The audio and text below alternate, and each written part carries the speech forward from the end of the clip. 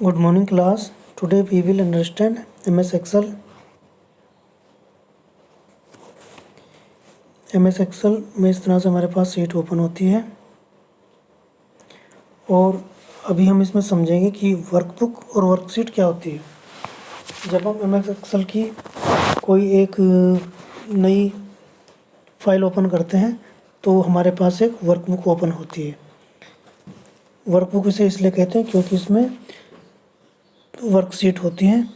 Normally इसमें 3 worksheet होती हैं, जैसे कि पिक्चर में दिखाई दे रहा है। लेफ्ट कॉर्नर में सबसे नीचे शीट 1, शीट 2, शीट 3।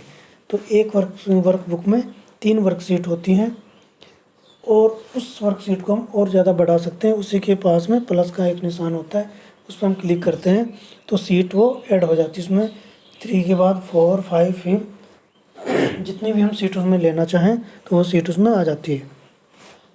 तो इन्हें हम वर्कशीट कहते हैं और जो हमारी ये पूरी फाइल होती है इसे हम वर्कबुक कहते हैं, क्योंकि वर्कबुक में बहुत सारी वर्कशीट आती हैं। वो वर्कशीट एक सिंगल शीट होती है, तो इसमें हम फिर डाटा फिल कर सकते हैं और वर्कशीट हम इसमें बढ़ा सकते हैं। तो ये डिफरेंट है वर्कशीट और वर्कबुक में। To save a new workbook, file tab, save as dialog box appear, save in example My Documents, file name, box, save.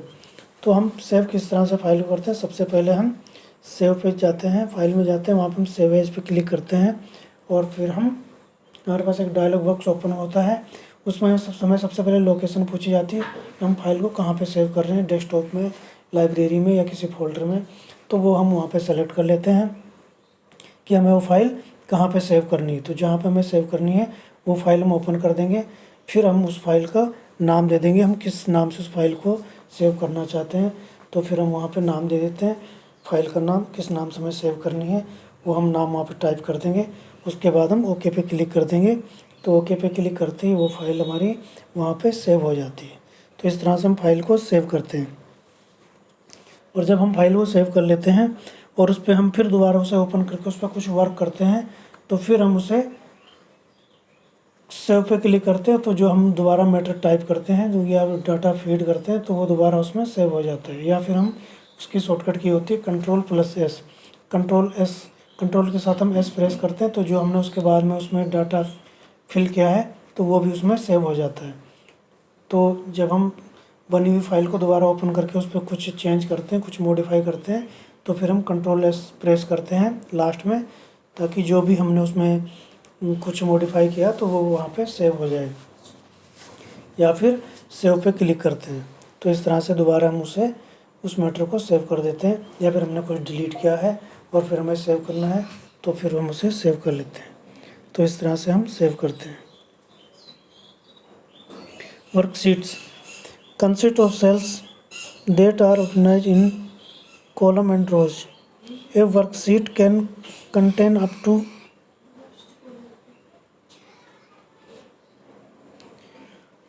10,40,576 row and 16,384 columns.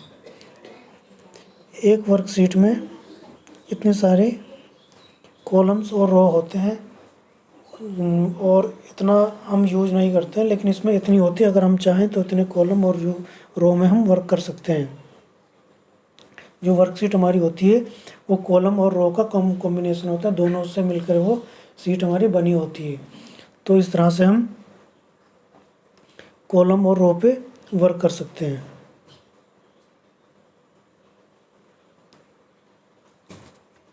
तो इसमें जो भी वर्क होता है वो कॉलम और रो के में होता है और मोस्टली इसमें जो वर्क होता है हमारा वो कैलकुलेशन वर्क होता है। हम इसमें कुछ भी कैलकुलेट कर सकते हैं, कोई भी कैलकुलेशन वर्क हम इसमें कर सकते हैं।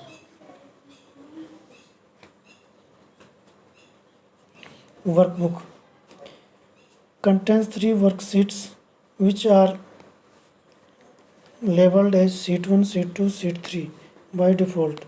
एक वर्कबुक में 3 वर्कशीट होती हैं, sheet 1, sheet 2, sheet 3।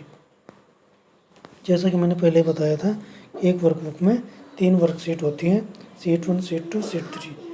और तीनों शीट में हम वर्क कर सकते हैं। और इसके अलावा अगर हमें कुछ वर्क करना होता है तो उसके लिए हम दूसरी वर्कशीट हम वहाँ पे ऐड कर सकते हैं। हम प्लस पे क्लिक करेंगे तो हमारे पास दूसरी वर्कशीट आ जाती है और उस पर हम वर्क कर सकते हैं। तो इस तरह से हम अपनी वर्कशीट वहाँ पे से बढ़ा सकते हैं, उन्हें हम ऐड कर सकते हैं।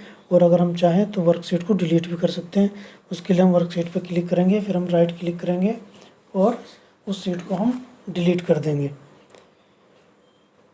और अगर हम शीट को रीनेम करना चाहें तो हम रीनेम भी कर सकते हैं। हम शीट पे क्लिक करेंगे, फिर हम उस पर राइट क्लिक करके रीनेम पे क्लिक करेंगे तो हमारे पास वहाँ पे टाइप करने का ऑप्शन आ जाएगा। फिर हम वहाँ पे शीट का नाम डाल देंगे जिस नाम से हमें वो सेव करनी है और फिर हम एंटर कर देंगे, ओके कर देंगे तो शीट का नाम चेंज हो जाएगा।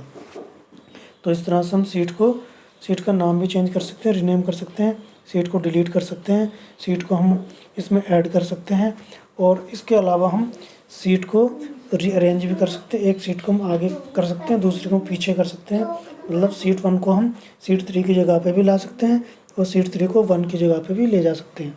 उसके लिए हम वहाँ पे क्लिक करेंगे, शीट जहाँ पे लिखा हुआ है शीट 3 वहाँ पे क्लिक करेंगे और उसमें हम माउस को दबा के रखेंगे, प्रेस करते हुए उसे आगे ले जाएंगे तो जो शीट 3 है वो 1 की जगह पे आ जाएगी और ये बाकी शीट पीछे चली जाएगी। तो इस तरह से हम शीट को आगे पीछे भी कर सकते हैं, उन्हें रीअरेंज कर सकते हैं और शीट को हम एडजस्ट कर सकते हैं। A collection of buttons that provide one click access to commonly used command such as save, undo and repeat। ये सबसे ऊपर हमें दिखाई देता है क्विक एक्सेस टूल बार, ये दिखाई दे रहा है। तो यहाँ पे इस तरह से हमारे पास कुछ कमांड है, जैसे सेव का है, अंडू का है, रीडू का है। तो ये सारे यहाँ पे ये शॉर्टकट की हैं तो यहाँ से हम वर्क कर सकते हैं। और अगर इसे हम चाहें तो जो एरो है यहाँ से हम और भी बटन यहाँ पे ऐड कर सकते हैं तो वो बटन वहाँ पे आ जाएंगे। और अगर हम चाहें तो इन्हें यहाँ से हटा भी सकते हैं। तो ये सारा हम यहाँ एरो से हम यहाँ पे सेट कर सकते हैं या फिर हम उसे हटा सकते हैं या फिर बढ़ा सकते हैं। अब हम हल्ला करेंगे। नेक्स्ट है the panel at the top portion of the documents. Documents के टॉप में जो हमें पोर्शन में दिखाई देता है ये इस तरह से file, home, insert, page layout, formula, data, review, view. तो इस तरह से वहाँ पे हमें ये ऑप्शन दिखाई देते हैं जिन पे हम अलग अलग टैब में क्लिक करके उसकी कमांड हम ओपन कर सकते हैं। तो इस तरह से हम जिस भी टैब में क्लिक करते हैं उसके ऑप्शन हमारे पास खुल जाते हैं और फिर हम उनसे वर्क कर सकते हैं। अलग अलग टैब में अलग अलग ऑप्शन होते हैं जिनकी हम जिस टैब की हमें ज़रूरत होती है उस पर हम क्लिक करते हैं और उसके ऑप्शन को हम यूज करते हैं। तो इस तरह से हम टैब को सेलेक्ट करके कमांड दे सकते हैं। Okay class, thank you.